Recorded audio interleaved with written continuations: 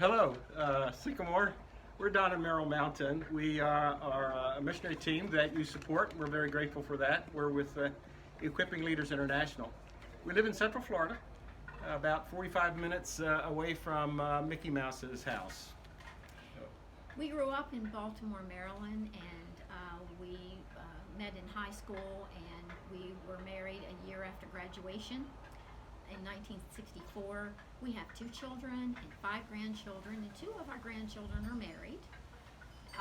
In fact, Mark and Trish, his wife and family, went to Sycamore several years ago for a few years. Our work experience started right out of high school. I went to work with a lithographing company, and Merrill was a secretary in a brokerage firm there in Baltimore. But in December of '66, I was drafted, and life changed significantly after that. Our daughter was born in 1967 while Don was an officer's candidate school. And after he was commissioned, his first assignment was Oahu, Hawaii. So with our daughter in our arms, off we went to Schofield Barracks in Oahu, Hawaii. Shortly after arriving in Hawaii, we got connected, got invited to an Officers Christian Union meeting, and that was a small group Bible study, and it was through that ministry there that Merrill and I, both the same night, the Lord called us to Himself through faith. And after our time in Hawaii, Don was actually sent to Vietnam, and after 11 months of being in Vietnam, he was sent home due to the discovery that he had melanoma cancer. And by God's grace, a year later, he was well enough to re-enter the business world, but at the time just felt like that wasn't a good fit for him. And so from there, we just moved on, and it was during that time that our son was born, Mark. Yeah, the tension arose because we had gotten heavily involved in leadership and in teaching in the church that we attended in Baltimore, Maryland.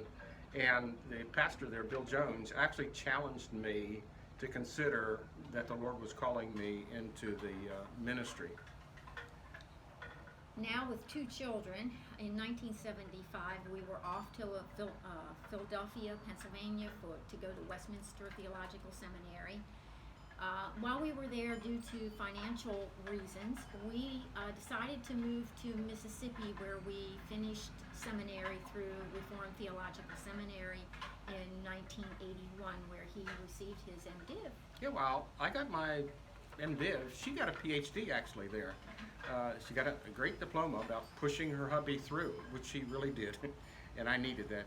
From Jackson, Mississippi, we went to a small town outside of Atlanta called Douglasville, Georgia, where we had the privilege to work with a group of people and planted Harvester Presbyterian Church, and then subsequently the Christian Academy that went with it, served there for a number of years. And then in '92, the Lord moved us to Claremont, Florida, which is outside of Orlando, where we live now.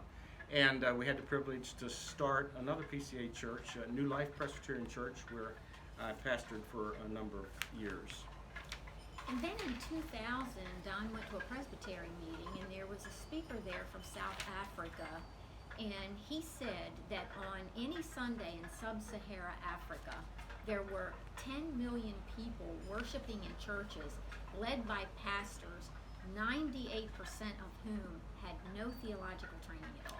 And that statement just immediately grabbed my heart, and in about 2 weeks I had made arrangements to go with somebody to train leaders in, we went to Kenya and Uganda, and that experience just really grabbed me. And so we prayed about it, and a year later Merrill went with me back, and we went to 3 different African countries, and came away from that with the sense that God had called us to get involved with developing leaders overseas.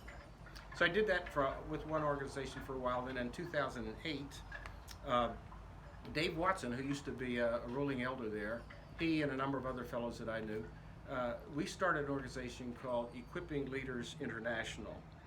Gene Whitehead has come on the board since that.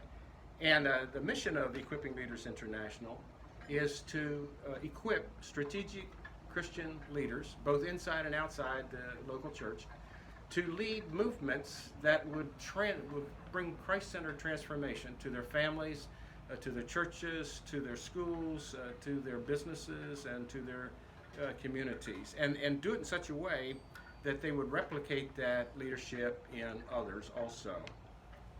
I've traveled several times with Don to Africa teaching women, and what we do is we separate the women from the men, and what we find is that the women have more freedom. They just feel freer. So I just love doing that. I love teaching. I love being with the women. And then in 2012, I became a certified Christian life coach. And now my heart's desire is to coach women, particularly in the area of women who are adapting to change. So that's who we are, and we thank you so much for partnering with us, really from the beginning until now. So thank you. God bless the Commonwealth.